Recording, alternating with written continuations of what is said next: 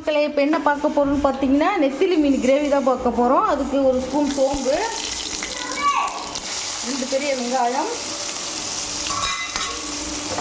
போட்டு நல்லா வதக்கிக்கலாம்.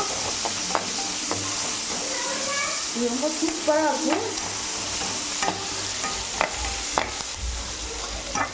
இதெல்லாம் வச்சு அசத்துக்கு நல்ல சூப்பராக இருக்கும். பிரியாணிக்கெலாம் வைக்கலாம். பிரியாணிக்கு இந்த கத்திரிக்காய் தால்சா அதுவும் தொட்டுக்கிறத விட இது மாதிரி டிஃப்ரெண்ட்டாக வச்சோம்னா ரொம்ப ருசியாக சாப்பிடுவாங்க. ரொம்ப அருமையான ஒரு டிஷ் இது. ஒரு கொத்து கருவேப்பிலை போட்டேன். இப்போது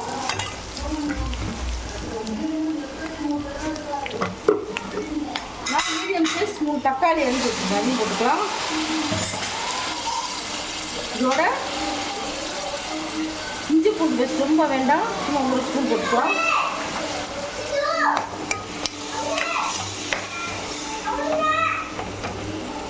சரியான உப்பு போட்டுக்கலாம். பார்த்து போட்டுக்கலாம். பத்தலைன்னா அப்புறம் போட்டுக்கலாம். கரிச்சிருச்சுன்னா உண்மையாக செய்ய முடியாது. இப்போ சாம்பார்னா கரிச்சு போட்டுனா அதெல்லாம் வேறு ஏதாவது டிப்ஸ் இருக்கு, நம்ம போட்டுக்கலாம். இதெல்லாம் கரிச்சிருச்சுன்னா ஒன்றுமே செய்ய முடியாது. சும்மா வேண்டாம் விருப்பா சாப்பிட்ற மாதிரி ஆகிடும். பாருங்கள், எல்லாம் போட்டாச்சு. நல்லா வதங்கட்டும், எண்ணெய் பிரிஞ்சு வரட்டும். வெங்காயம் தக்காளிலாம் நல்லா கிரேவி ஆகிட்டு இருக்குது. அதில் ஒரு 1/4 டீஸ்பூன் சீரகத்தூள் போட்டுக்கலாம். நல்லா எண்ணெய் பிரிகிற அளவுக்கு வதக்குவோம். டீஸ்பூன் மஞ்சள் தூள், 1/2 டீஸ்பூன் சில்லி பவுடர்,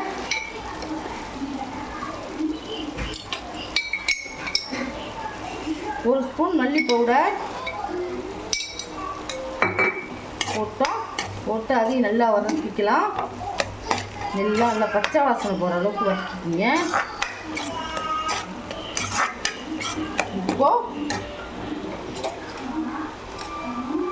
1 ஸ்பூன் தயிர்,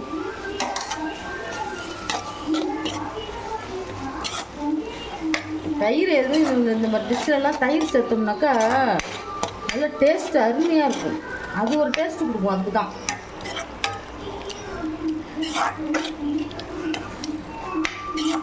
ரொம்ப வேண்டாம், ஒரு 1/4 டீஸ்பூன் போட்டுக்கலாம்.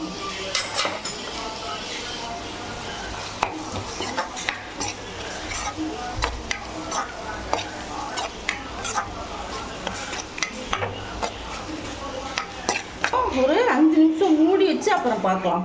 5 நிமிஷம் மூடி போட்டு பார்க்குறோம். இப்போ பாருங்கள், நல்லா எண்ணெய் பிரிஞ்சு வந்துச்சு பாருங்கள்.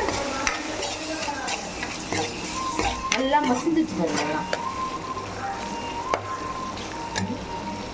ஒரே 1 டீஸ்பூன் புளி,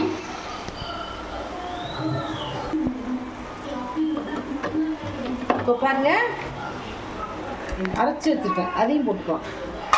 தேங்காயும் சோம்பும் அரைச்சி வச்சுருக்கேன். போட்டு நல்லா பேஸ்ட்டாக அரைச்சி வச்சுருக்கேன். அதையும் போட்டுக்கலாம்.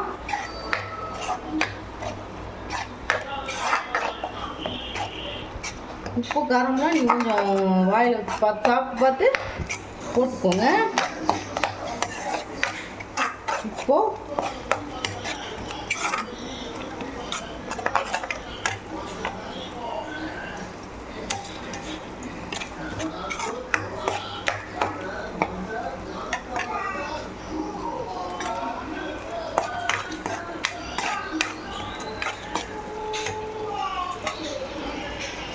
கொஞ்சமாக தண்ணி ஊற்றிக்கலாம். ரொம்ப தண்ணி ஊற்றாதீங்க.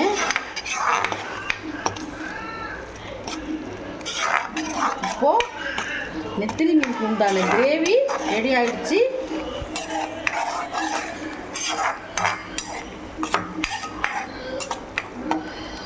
ஸ்டேஜில் நம்ம கழுவி வச்சுருக்கிற நெத்திலி மீனை போட்டுக்கலாம்.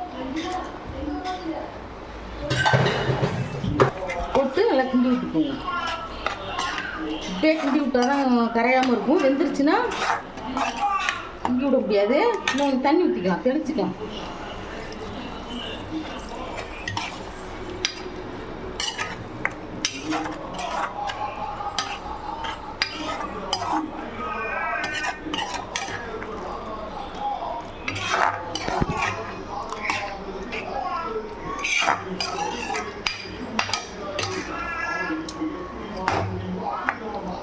இப்போ பாருங்கள்